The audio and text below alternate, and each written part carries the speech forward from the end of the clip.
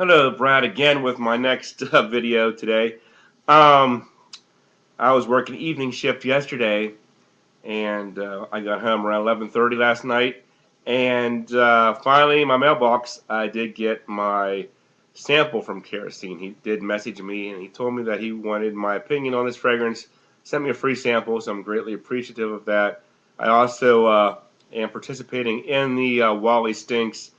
Um, Root Elements split. So, it looks like I'm going to end up having about 7 mils of root elements to work with. I haven't given this fragrance a full wearing. I basically just sprayed it on my arm a couple of times last night before bed, and just about maybe 15-20 minutes ago, I sprayed it on again. Um, I just got done watching Fragrance Brothers do a epic discussion of the fragrance as well. Very good video. If you haven't watched that, you get to watch that. Fragrance Brothers. Um, so, Root Elements. This is by our very own Kerosene. I'm sure you've all heard about this. I'm sure most of you probably subscribe to Kerosene if you're watching my video. And he is offering this fragrance for $80 shipped 3.4 ounces. And these are the notes that he mentioned: oud, sandalwood, amber, vanilla, lavender, iris, and orange bitters, plus some secret ingredients. Now, Kerosene is a bit of a prankster, but I can vouch for the guy. He's a very stand-up guy. He sent me a lot of nice decants over the past year or so. Helped me discover some great fragrances like Riverside Drive. I'm pretty sure there's no Secretions Day kerosene in here. Smells like a pretty legitimate fragrance to me.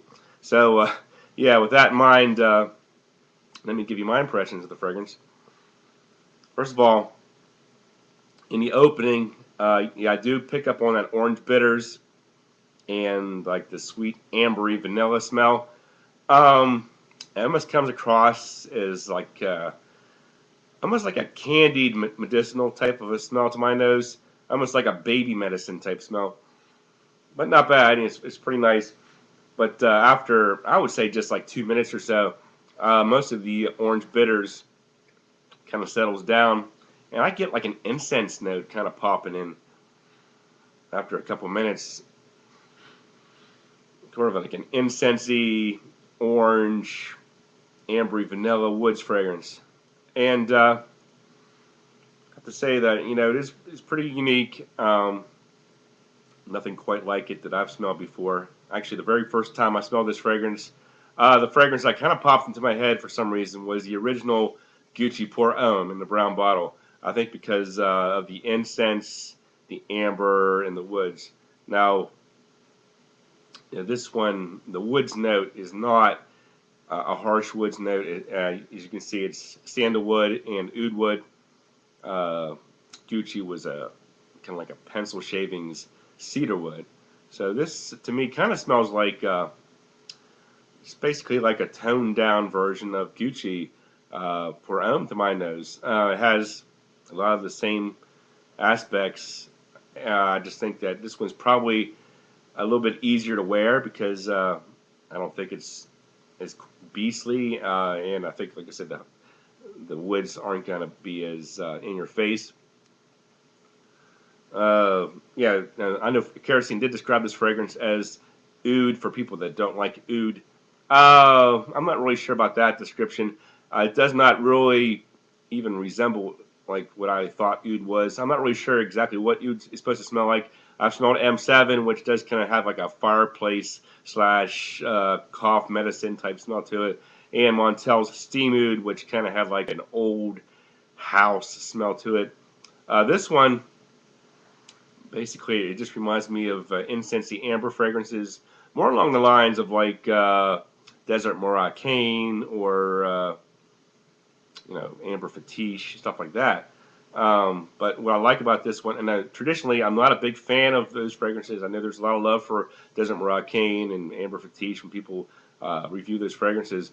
Personally, I am kind of like anti amber incense. But this one, for some reason, maybe it's the orange bitters, maybe it's just the fact that maybe the vanilla kind of cuts the harshness of the true amber. It's like the Fragrance Brothers said, it is kind of like a gateway amber fragrance. So I would say that if you like Gucci fragrances, I think you're definitely going to like this one.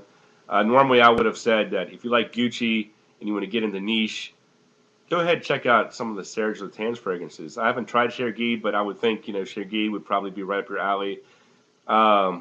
Desert Moroccan, which is actually Andy Tower, Fumery Turk, which I get quite a bit of the amber in that one as well.